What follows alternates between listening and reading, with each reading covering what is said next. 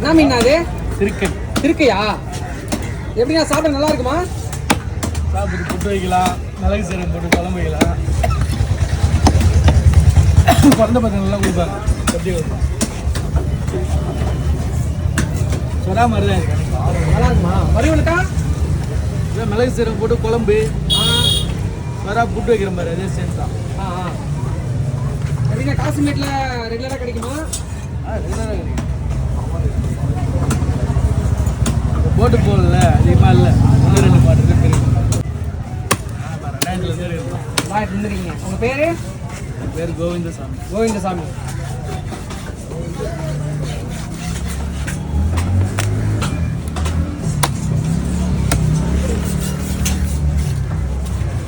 பெரிய போட்டில் வரும் கில்நெட்டு பெருசுதான் வரும். பெரிய போட்டில் வரும் கில்நெட்டு போதில் அதெல்லாம் பெருசுதான் வரும். இது இன்னும் இதை விட பெருசாக வளருமா இது? ஆமாம். இது எத்தனை கிலோண்ணா வரும்? டன்னு கணக்கில் வரும், 1/2 டன்னு. இல்லை இந்த மீன் வந்து இப்போ வெட்டுறீங்களா, இது எத்தனை கிலோ வரும்? அதுன்னா ஒரு 5 கிலோ வரும். 5 கிலோ. இந்த தூண்டியில் பிடிக்கிறதா வலையில மாட்டுறதா? தூண்டி தான். அது எவ்வளோ தூரம் ஆழ்கடலில் கிடைக்குண்ணா? லாங்கில் தான் கிடைக்கும். இது வந்து சின்னதாக கதல் கைப்பரில் மாட்டிங்க. அதிகமாக பெரிய பொருள் தான் மாட்டேன்.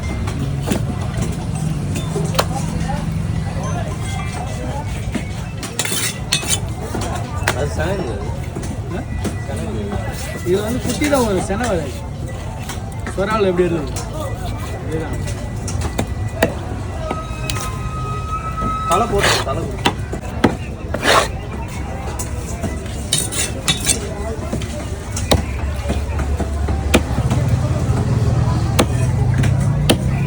இப்படி பொம்பை போயிருந்தா புட்டு வைக்க போயிருங்க.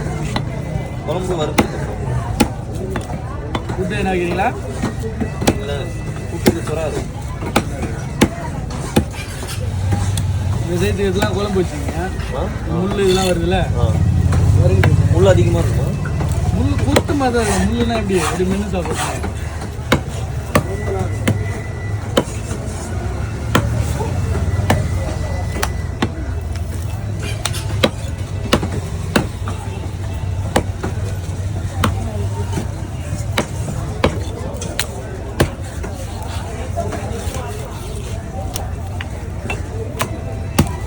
இல்லை இப்போ கிளம்பியா?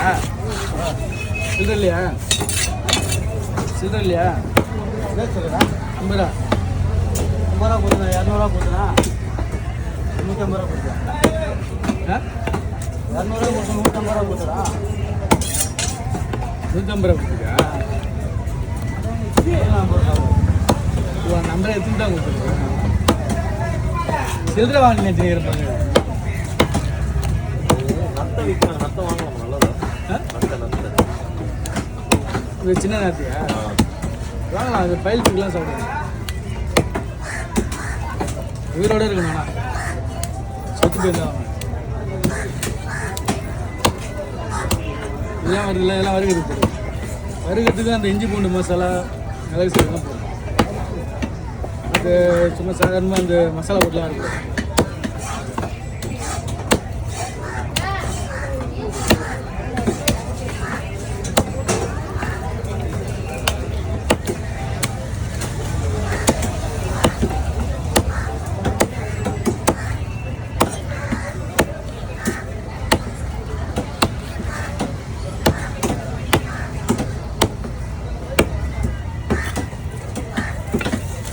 ಅವತ್ತು ಇರ್ತವೆ